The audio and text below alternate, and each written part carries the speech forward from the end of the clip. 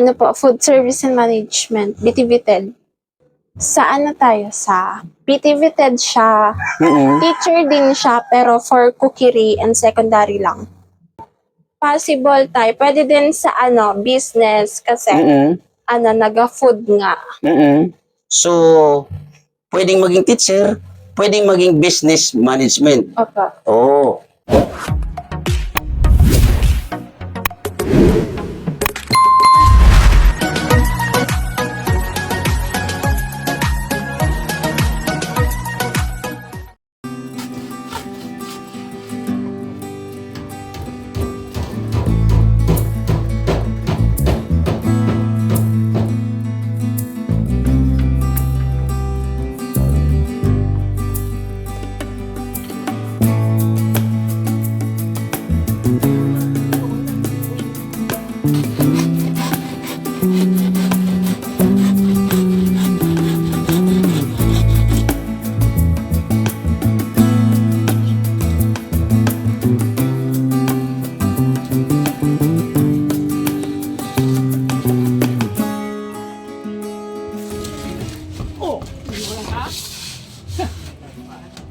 Kulang nga yung bawas yun, di pantay dito. Kailangan yung ganito. Oh.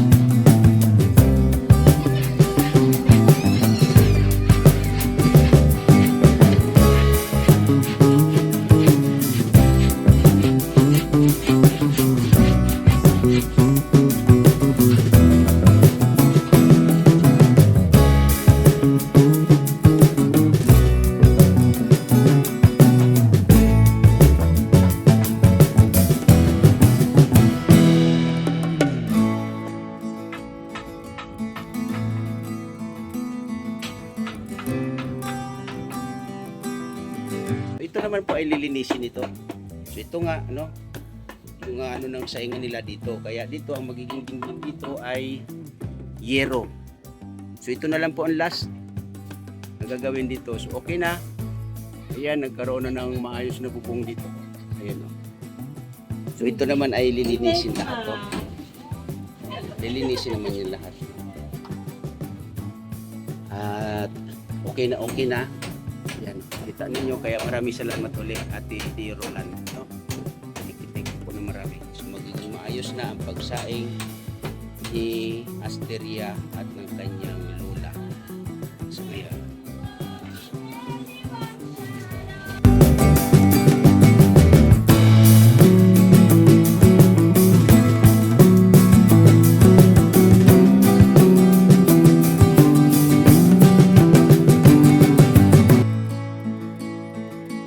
So ito po Ate Roland, okay na yung ano ni Asteria na kanyang lola, no, yung sa kusina.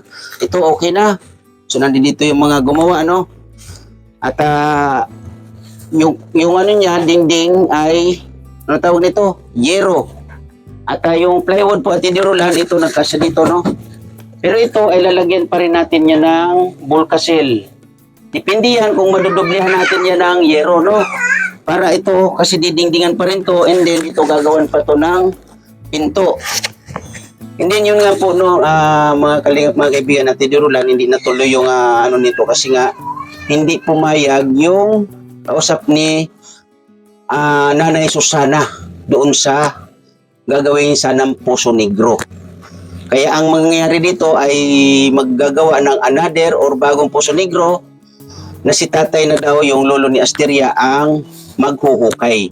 So siguro na mga kailangan tayo dito ng 50 na hollow blocks, and then siguro mga 2 simento, and then yung dito nga yung simento po dito sa ano na to ay okay na. Nandito po yung dapat ano na to iayos na, pero nga lang hindi pumayag, kaya sabi ko wag mo na ituloy. Ito po ay ano na, no, meron na pong bowl, 2 PVC na distress. Kaya ang mangyayari dito ay maghihintay na naman tayo ng mahukay na yung gagawin na Puso Negro. So kausapin po natin si Asteria at yung kanyang lola. So magandang tanghali, Asteria. Ayan, pakikabit mo na yung mic. Ayan. So ngayon, ano yung pakiramdam mo na yung iyong kusina at yung CR ay yun nga hindi natuloy kasi nga sabi ko nga ay hindi pumayag yung sa Puso Negro, no? Pero ang bubong ay okay na. So ito na lang po, no? At ayun nga, may bubong na din dito. At ayun, may butas pa rin. Pero ito naman ay madali na to.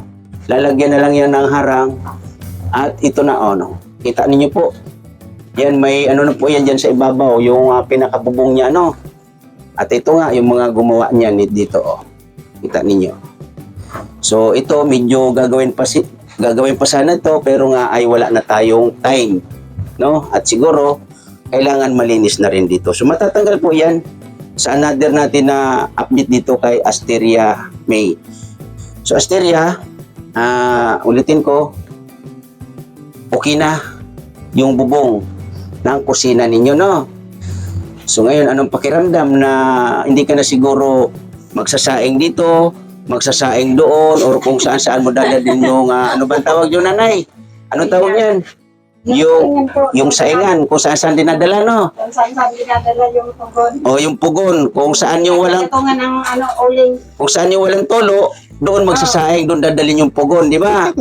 So sa ngayon na okay na dito, so ito, ang mangyayari dito ay maayos na yung pugon, di ba nanay? Opo. So Asteria, kumusta ang pag-aaral mo sa ngayon? Okay lang po tayo. So ano yung mga, siguro bilang isang estudyante, first year college, Apo. ano nga pala ang ano mo, yung kurso mo? Ano po? Food Service and Management. BTVTED.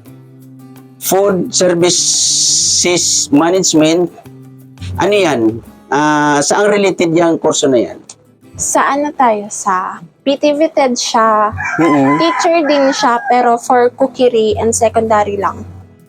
So ibig sabihin, pag nakapag-graduate ka dyan, magiging teacher ka pa rin. Possible tayo. Pwede din sa business kasi naga-food nga. So, pwedeng maging teacher, pwedeng maging business management. Opo. Oo. So sa bagay, kung tapos ka naman, o matapos bilang college student, makapag-graduate, any course naman, or any work naman, pwede mo naman siguro, or pwede ninyong applyan, di ba? Opo. Pwede kang mag-apply ng policewoman, sundalo, congresswoman, ano pa ba ng mga siguro yung seaman, hindi pwede, no? Simantay. Ay, pwede. O, di ba? Kasi tayo, pwede din dun yung course namin sa pagluluto, ganun. Kaya nga, kumbaga sakop siya sa lahat halos. So ngayon, bilang isang first year college, alam ko na maraming mga pangangailangan. So papaano na isusurvive? Ano tayo minsan pag morning, yon nagsasaing pambaon kasi minsan morning hanggang evening 8 to 8 ang pasok namin. 8 ng umaga? Hanggang 8 ng gabi. Ng gabi? Oo, ang haba. 8:30, yes. Bakit ganun kahaba ang time ng Every school? subject 3 hours. So ilang subject yan? 3 lang po. 3 minsan, 4. Pag may nagsisingit po ng makeup class, 4 minsan, 8 to 11, tas 11 to 12, tas 1 to 4, tas 5 to 8. Grabe, no? So ang pagkain mo sa time na yun na ikay nasa school, siyempre, kamo doon sa umaga, nagbabaon ka na. So hanggang 8 na rin yun ng gabi. Opo. Grabe, hindi naman kayo napapanis yun or di nasisira Ay, yung hindi man pagkain? tayo. Kinakain morning, almusal dito. Tapos, lunch sa sa afternoon bago mananghalian, nag-snacks kami. Tapos meron na din minsan tayo, kasi may cough kami, circle of friends, minsan nag-share ng pagkain, ganun. Kami. So, siyempre may mga gastusin, di ba? Opo. Yan nga. Para sa'yo, paano na isusurvive yan? Kasi unang-una, first year ka pa lang sa ngayon. Sa ano tayo, sa pamasahe, nakikisabay ako kay Mama Margie. Sa ano, tapos, yung sa pagkain kasi tayo minsan, di man ako sanay masyadong magkain. Grabe naman. So, halos minsan nalilipasan ka ng pagkain. Pero sa palagay mo, ano yung nararamdaman mo sa iyong pag-aaral ngayon bilang isang first year college? Okay lang tayo. Mahirap siya, pero still fighting pa din. Good. So, ikaw ba'y nakakapag-isip na dahil sa kahirapan mag-stop at magtrabaho? Tayo. Good. So, ganun lang, Asteria. Buti, healthy ka naman. Wala kang nararamdaman sa ano mo, sa katawan mo. Tayo. Ano naman, ano yan? Sakit sa puso na dahil sa baka may Hindi. ano, Nahihilo ko tayo sa Oh. ano. baka buntis ka. Di! Anong dahilan sa palagay mo at nahihilo ka? Ano tayo? Pero wait lang, ilang taon ka na? 19, magti-20 ako sa June. Magto-20 Grangs ka. na. So, yun nga, nasa tamang edad ka na. Ulitin ko, dahil sa ikay, ano ba yun, nahihilo. Opo. O, nahihilo, baka ikay buntis na, hindi naman kaya. So, ano sa palagay mo at bakit? Anong dahilan? Sa ano kasi tayo, syempre college, may mga technology kailangan dyan. Sa sa mata ko kasi tayo. Okay naman yung mata mo Okay siya, pero yung ulo hindi. Bakit naman? Sa palagay mo? Direct po baga siya tayo. Minsan, nabababa din sa gadgets dun sa school kasi nga, may mga papaprint, may mga gagawin sa PPT, yung mga reports. Dahil dun nababad yung mata ko sa ganon. Tapos, sumasakit na yung ulo ko. So, ano yan? Ano tawag yan? May ano ka ba sa mata? May nag-try ka na ba ng magsalamin? Ang yung tinatawag na, anong tawag? May tawag kasi dyan sa pag ng salamin. Anti-radiation tayo. Anti-radiation, ganon. Dati tayo, tapos, actually, alaga ako sa anti-radiation noon. Tapos, bigla nawala doon nung nag-Bible study kami, bigla nawala doon. So, hinayaan na yun kasi nawala na. Until now, di na ako radiation ko. Pero ngayon, ang nagiging problema mo, yung nahihilo ka. Tapos minsan nagbe-blurred. So sa mata nga ang nagiging problema. So dito ba sa atin sa Donsol, meron bang dito pwedeng mapatingnan ng mata o yung nagagawa ng salamin? Optimistic, yeah. Yun. Meron ba dito? Meron po tayo. Okay. So kailangan ma-check ang mata mo muna bago malaman natin kung kasi may mga grado-grado yan. Diba? So kung anti-radiation, so siguro baka mura lang. Opo, mura na naman tayo pag anti-radiation. So hindi ka pa nakapag-try sa ng salamin Yung salamin po tagang may grado? Oo. Mura po tayo. I mean, sa natin dito sa Donsol, hindi ka pa Hindi nakapag-try na pa tayo. magpa-check up. Kasi last na ko ng anti-radiation ko, nung pumunta kami nun sa Legazpi, Okay. Sa mga ilang taon ka pa noon? 10 years old. Abay, bata pa. So halos magti 10 years na rin ang nakalipas. So baka nga, dahil sa mga gadgets sa ngayon, at lalong-lalo na nga, sabi mo nga, ay babad ka sa mga gawain sa project. So ang mga project ngayon, alam ko naman na mga ginagamit ay mga gadgets na rin. Apo. So ganun lang, Asteria, magdasal tayo na mapacheck ang iyong mata para ang iyong pag-aaral ay maging tuloy-tuloy, walang maging balakid, makamit mo ang iyong pangarap. So ikaw ba, sa isip mo, gusto mo magtapos ng pag-aaral? Yes. So ano talaga yung original na course mo sana? Nursing sana ko tayo. So, ang balak ko, since no budget, tapos kasi mahal na tayong pag-nursing. Balak ko, ipapasa ko yung let dyan. Tapos, if in case pala rin na makapasa sa LPT, tapos, if in case na magtuturo, mag-aaral ulit ako as a nursing. Sana. Yung ako na magpapaaral sa sarili ko. Sa sarili mo, magdasal ka.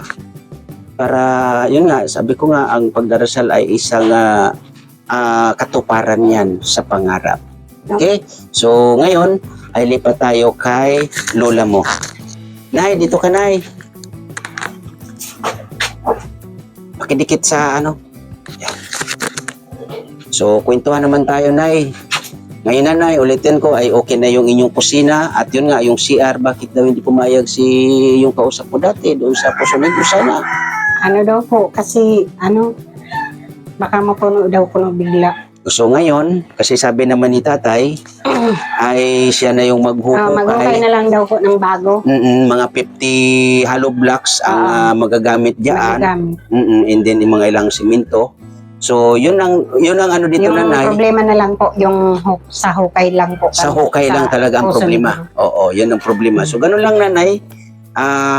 Dasal tayo no na mas Okay po. mapadali no para maging okay na ang inyong pag-CCR dito. Kasi ito na nga no, mga kalingap, mga kaibigan, at Roland ay okay na. So nanay, ganun na lang. Basta hintay-hintay lang yung ano, hintayin ko na lang din na mag-message si Asteria sa akin Opo. kung okay na yung pag-ukay, no? At yun nga, Okay po. pakialagaan na lang po to at pakitabi, no? Baka ito'y mabasag yung bowl, nanay, ha? Opo. Medyo may kamahalan po yung bowl. Yan. Okay po. So, iwanan muna namin ito dito, nanay, ha? Opo. So, Nagpapasalamat po ako kay Dio Roland sang tulong sa amin dito sa kusina. Hindi na ako problema nitong kusina namin kasi hindi na natulog. Ang saya ko yun. para dito sa kusina namin. Tapos dasal tayo, nanay, or Opo. dasal tayo na pati na rin yung buong bahay ninyo ay may pa-repair na rin, may pagawa, di ba? Sana po ma-repair na rin po yung kabuuan ng bahay kasi dito po sa nagawa na ito na bago is kusina lang po ito. Tapos yung buong kabahayan Ang ay buong kabahayan po, marami pong kahoy ang kakailanganin pa. Tapos, kasi ang pagpagawa nito, parang putol-putol kasi ang kahoy, hindi tuloy-tuloy ang ay ganun, hindi diretso yung ano hindi ng kahoy. diretso. Kaya tingnan mo itong bagong lininis. Di ba? Maganda. Maayos ang pagkakagawa. Kahoy, maayos ang pagkakagawa. Yung walang putol ba, walang dugtong-dugtong ganun. Kasi itong dating bahay namin, pagka takod nung isang haba, putol naman. Magdudugtong uli. Magdudugtong uli. Kasi, marumi. Yun. Marumi ang kahoy, kumbaga. So dasal. Katulad nito, Yun. Katulad dito, imbis na tuloy, May putol. may putol. At dinugtungan ng ganyan. Pinatungan pa. O di Dasal- marumi, dasal ka. sayang nung kahoy. Kaya nanay, dasal tayo na Sana po na- may makakita para mapabuo na itong bahay ninyo na Opo. maayos ng maayos na maayos. No? Opo. So, Asteria, Thank you po, Ate Deo Roland po. Maraming salamat po sa pagpapaayos ng kusina namin. so yun po, Ate Maganda na Roland. po. Hindi na po kami mahihirapan sa pagluluto. Yan, so yun. Hirap na kami sa pagluluto. Kasi So yun lang, Nanay Susana, Asteria. Sa next, siguro okay naman at yun nga, okay lang ang kusina ninyo. Siguro marami nang matatanggal dito sa loob ng kusina ninyo. Yung mga hindi na nagagamit ay Opo. siguro mailalabas Siguro ninyo. mailalabas na po. Okay. Kaya para maayos lang po yung pagluluto namin, gano'n na lang po ang pasasalamat ko po sa inyo. Yan. Welcome po. Thank you po sa nagtrabaho dito.